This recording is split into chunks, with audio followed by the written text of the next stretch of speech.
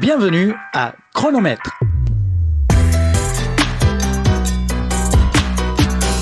Une obligation de quitter le territoire dure combien de temps pour refaire une autre demande? Merci. Alors qu'on soit clair, l'obligation de quitter le territoire ne disparaît pas de votre dossier, elle est exécutoire pendant un an. Cela implique que, par exemple, si vous vous faites contrôler dans la rue pendant l'année qui suit l'obligation de quitter le territoire français, les autorités françaises peuvent exécuter d'office cette obligation de quitter le territoire. C'est-à-dire, ils peuvent vous mettre, par exemple, dans un centre de rétention pour que vous preniez un vol vers votre pays d'origine.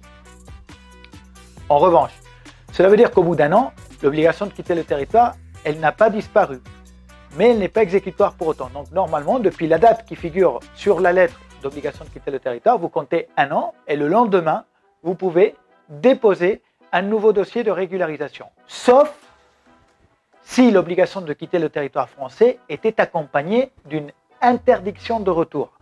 À ce moment, l'interdiction de retour est toujours d'actualité tant que vous n'avez pas quitté le territoire. Donc, tant que vous n'aurez pas fait sauter, entre guillemets, cette interdiction de retour dans le territoire français, vous ne serez pas en mesure, en théorie plutôt, de déposer une demande à la préfecture.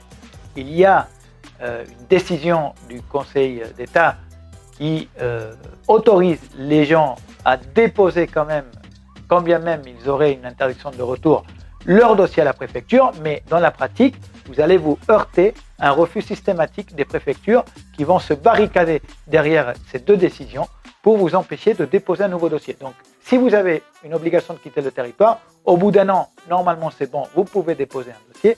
Si vous avez une interdiction de retour avec l'OQTF, à ce moment-là, il faut passer par une procédure complexe qui va requérir très certainement passer par un contentieux devant le tribunal administratif. Donc si c'est le cas, n'oubliez pas qu'il convient absolument d'être accompagné dans la mesure du possible par un avocat qui vous accompagne dans un contentieux extrêmement technique.